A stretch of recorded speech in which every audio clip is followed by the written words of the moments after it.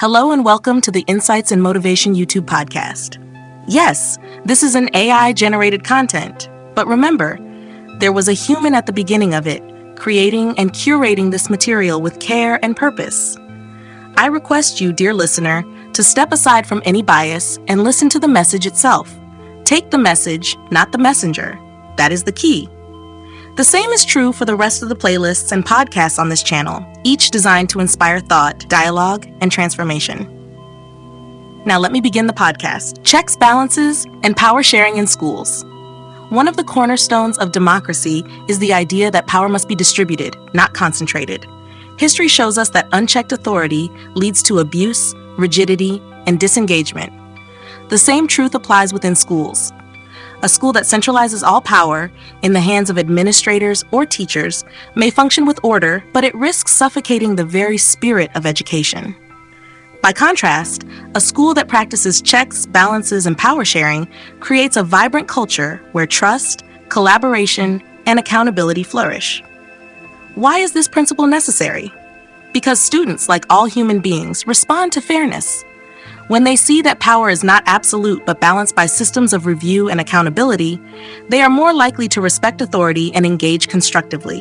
When teachers themselves are subject to peer evaluation, it signals that no one is above accountability.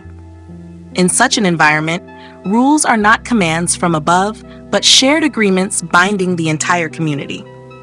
The advantages of embedding checks and balances are profound. Imagine a system where students provide structured feedback on teaching methods, where teachers review each other's work, and where administrators are held to standards set transparently. Such systems prevent complacency and keep education dynamic. They create an ongoing dialogue where everyone, students, teachers, leaders, learns from one another.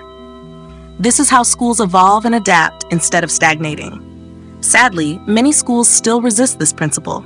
Administrators often hold unchecked authority over policies, teachers operate with little oversight in their classrooms, and students are rarely asked to evaluate the education they receive.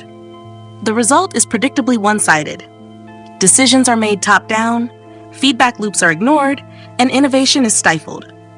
Students grow up seeing power as something distant and unchallengeable, rather than shared and accountable. The consequences of ignoring checks and balances extend far beyond the school walls. We see societies where citizens distrust leaders, workplaces where employees fear voicing concerns, and organizations that collapse because no one dared to question authority. These failures can often be traced back to childhood experiences in schools that failed to model power sharing. If students never see accountability in action, they rarely practice it later. But when schools embrace power sharing, the culture shifts dramatically. Students who give feedback on teaching feel respected and valued. Teachers who engage in peer review sharpen their practice and grow professionally. Administrators who involve both staff and students in decision-making model leadership rooted in collaboration rather than control. This balance of power does not weaken authority. It legitimizes it. Authority that is accountable is authority that is trusted. Checks and balances also foster innovation. When decision-making is shared, new ideas emerge from every corner of the community. Students bring fresh perspectives, teachers contribute practical insights, and administrators provide structural vision. Together, they create solutions richer than any single group could imagine alone. This collective intelligence is what keeps education alive and relevant in changing times. If schools continue to operate without checks and balances, they will produce graduates accustomed to silence in the face of power, hesitant to challenge, and ill-equipped to participate in democratic life.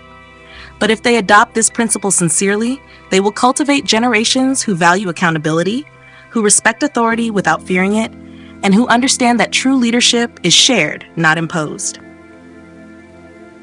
The classroom, then, is not only a site of learning facts, but also a stage for practicing governance. By embedding checks, balances, and power sharing into school systems, we show students that fairness is not automatic. It is created by accountability. And when they carry that lesson into the wider world, they help build societies where power is distributed, responsibility is collective, and engagement is deep and enduring. Did this podcast resonate with you? Are you an educator or a higher authority with the ability to influence educational policy and reform? If so, I encourage you to share this podcast as widely as possible within your connections, and do share and subscribe to this channel. This channel has lots of playlists and educational, psychological content with a focus on how to improve all systems of education, corporate culture, and many such topics. Thank you for listening, and stay tuned for our next podcast.